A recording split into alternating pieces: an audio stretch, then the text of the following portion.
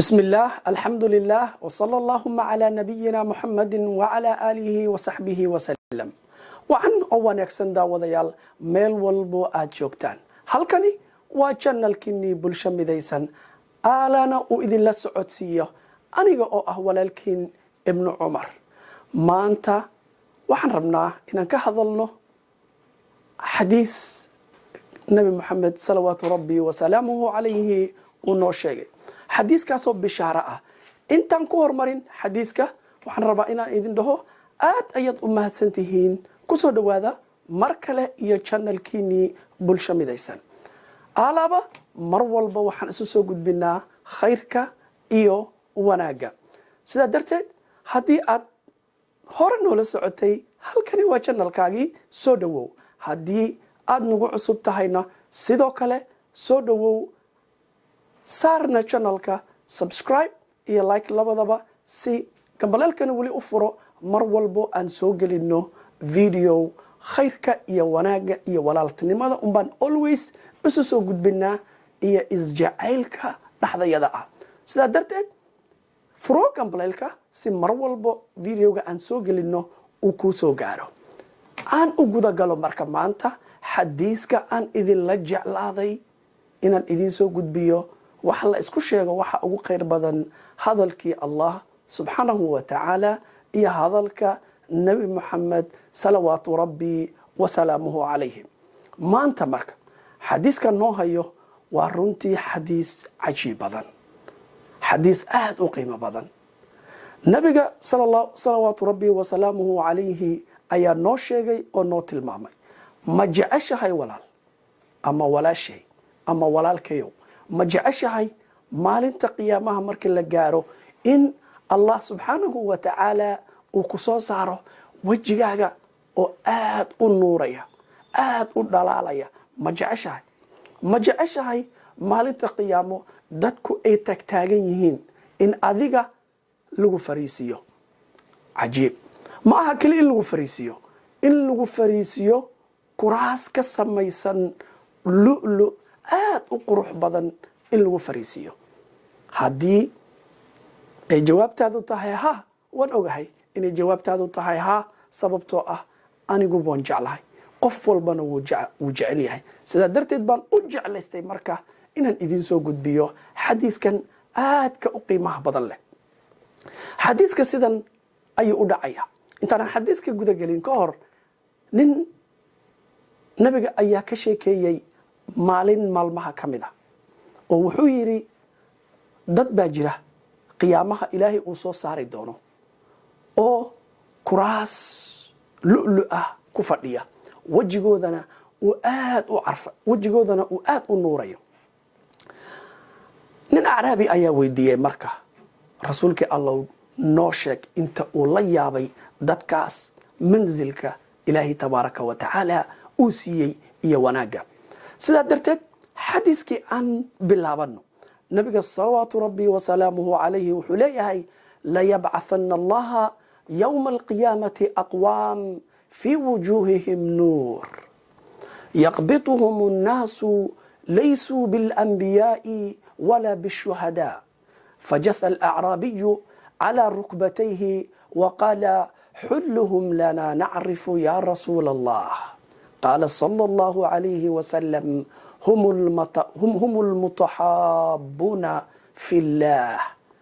من بلاد الشتى وقبائل الشتى ويجتمعون على ذكر الله تعالى ويذكرونه حديث كمركة نبي محمد صلوات ربي وسلامه عليه وحط المامية دد باجرة ما ننت قيامه حتى أنبياء يشهددوا ay jeclaanayaan dadkaas meesha ay fadhiyaan quruxdooda iyo wajiyadooda nuurka iyo dhalaalka ka baxayana ay aad u jecel yihiin markaas xadiiska ayuu nabiga bilaabay salawaatu rabbi wa salaamuhu alayhi wuxuu yiri la yab'athanna allaha yawma alqiyamati aqwam wallahi baan ku dhaartay ilaahay wuxuu soo saari doonaa maalinta qiyaamo dad ayuu soo saari doonaa fi wujuhihim wajiyashooda uu ka baxayo nuur ma sha Allah nuur aad u badan uu wajigooda ka baxayo yaqbituhum nnaas, dadku ayaa tamaninayo dadkaas meesha ay fadhiyaan, quruxda iyo sharafta ka muuqata dadka ayaa jeclaanaya. nabiga sala allahu calayhi wasalam wuxuu dhahay dadkaasi laysuu biاlanbiyaa, ma aha nebiyo, walaa bishuhadaa, mana aha dadkii shuhadada loo yaqaanay ee ilaahay subxaanahu wa tacaala wadadiisa ku dhintayna dadkaasi ma aha, waa dadka iska caadiga ah. fajatha alacraabiyu, acraabi nin reermi ah ayaa nebiga u yimi salawaatu rabbi wasalaamuhu calayhi, fajatha calaa rukbayhi, labadiisa jilbood ayuu dhulka dhigtay, tawaaducan wa tashriifan ilaa rasuuli illaahi sala allahu calayhi wasalam, asaga oo tawaaduc samaynaya, weynaynayana nebi moxamed salawaatu rabbi wasalaamuhu calayh. markuu jilba jabsaday oo nebiga u ag fariistay ayaa wuxuu yidhi xulluhum lana nacrif yaa rasuula allah, sifhum lana, noo sifee dadkaas qiimaha badan leh aa ka sheekaysay rasuulka allow, dadkaasi talow maxay ahaayeen? nebiga sala allahu calayhi wasalam wuxuu yidhi hum lmutaxaabuuna fi llah. sifaadka koowaad, sifada koowaad ee dadkaa leeyihiin waxaa ka mid ah uu yidhi nebi moxamed salawaatu rabbi wasalaamuhu calayhi, hum lmutaxaabuuna fi llah, ilaahay dartii ayay isku jeclaadeen, laa lidunyaa, adduunye iskumaysan jeclaanin, qabiil iskumaysan raacin, ilaahay dartii. qofkaad jeclaanayso ilaahay dartii u jeclow, qofkaad soo dhoweynayso ilaahay dartii u soo dhoweey, qofka kalena aad u caroonaysana ilaahay dartii uun ugu carow, ee sifaad kale meesha kuma jiro. nabigu wuxuu yidhi marka sifadooda koowaad hum lmutaxaabuuna fi llah, ilaahay dartii ayay isku jeclaadeen. waxaa laga yaabaa inaad isweydiinayso dadkani ma dad isku magaalaa, ma dad isku meel ku korayba? nabiga sal alla alay wasalam wuxuu yidhi min balaadi shatta, magaalooyin kala duwan iyo wadamo kala duwan ayay dadkaa ka yimaadeen, ma aha dad isku xaafada ama isku magaala, ma aha meel kale ka kala yimaadeen. min balaadi shatta. waxaa laga yaabaa inaad isweydiinayso dadkan ma dana gaara, ma qabiilba, ma isku qabiilba, talow maxaa dadkan ka dhexeeya? nabiga sal alla alay wasalam ayaa noo sii tilmaamay, wuxuu yidhi sifaadkooda kale ee wanaagsan waxaa ka mid a min qabaa'ili shatta, waxay ka kala dhasheen qabiilooyin kale, meelo kaley ka kala yimaadeen, oo isku qabiilna isuma keenin. waxa keli oo isku keenay waxaa weeye in ay allah dartii isku jeclaadeen. midda kale oo nabiga sal alay wasalam uu sii raaciyey oo sifaadkooda ka mida waxaa waaye yajtamicuuna calaa dikri illaahi tacaala wayadkuruunahu, waxay